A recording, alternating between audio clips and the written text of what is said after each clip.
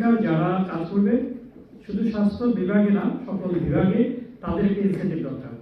সরাসরি তাই ইনসেন্টিভ দেয় সরকার, হয়তো সেটা অ্যালাউ করা কোন খাত থেকে দেবে সেটা একটা জটিলতা অ্যারাইজ করবে। সেক্ষেত্রে আমরা বিভিন্ন ফোরামে বলেছি, এখানকার যারা কর্মকর্তা কর্মচারী আছে তাদেরকে যদি ইনসেন্টিভ হিসেবে বেসিকের সবার আরেকটি ইনসেন্টিভ দেওয়া হয়, তাহলে আমরা নিশ্চিত অনেক সব অফিসার আছে যারা ভাববে যে না, আমার বলতে যারা আমি কিছুদিন চাকরি করলে আমার একটা হ্যান্ডসাম ব্যাংক ব্যালেন্স হবে, এটা আমার সন্তানদের ভবিষ্যতে কাজে লাগবে। তো এভাবে করে আমরা কিছু অনেস্ট এবং দেশপ্রেমিক অফিসারদেরকে, কর্মকর্তা কর্মচারীদেরকে পার্বত্য জেলায় আনতে সক্ষম হবো। আদারওয়াইজ আসলে কোনোভাবেই সম্ভব না। এখানে আসার পর দিন থেকে মন খারাপ থাকে। প্রথম দিন যেদিন আমার কাছে আসে, জয়েন করে কামিসি কলেজে আসে, সেদিনে তার মুখ গোলা দিবে। আমরা নানাভাবে তাকে বোঝানোর চেষ্টা করি, কিন্তু আসলে তার মিস হয় না। টিএডিএপি আগে ছিল পাহাড়ি ভাতা 30%, যখন 5,000 টাকা 30% চেয়ে কম ছিল তখন বলছে 30% অফ 5,000, এখন বলছে 30% of 5,000 which ever is less, অর্থাৎ 5,000 টাকা বেশি পাবো না, জেলায় হলে 3,000 বেশি পাবো না। এই 5,000 টাকা একদিনের বাজার হয়েছে, এইভাবে করে এখানে কর্মকর্তা কর্মচারী রাখা যাবে না।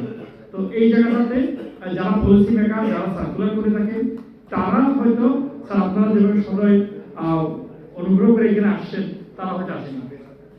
এই কারণে এই মিস্টেকগুলো হয়েছে পলিসি মেকিংয়ে। এই বিষয়গুলোতে স্যার খুব সরকারের দৃষ্টি আকর্ষণ করা দরকার। এখানে ভালো একটি বাসা দরকার।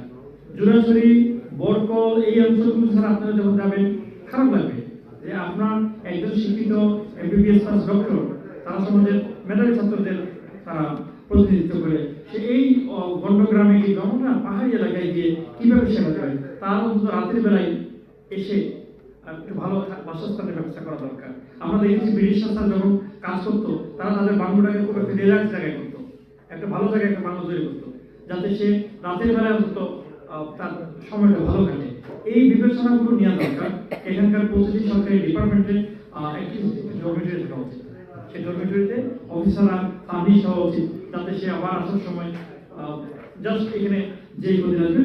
সবচেয়ে বড় কথা হচ্ছে ইনসেন্টিভ থাকা দরকার।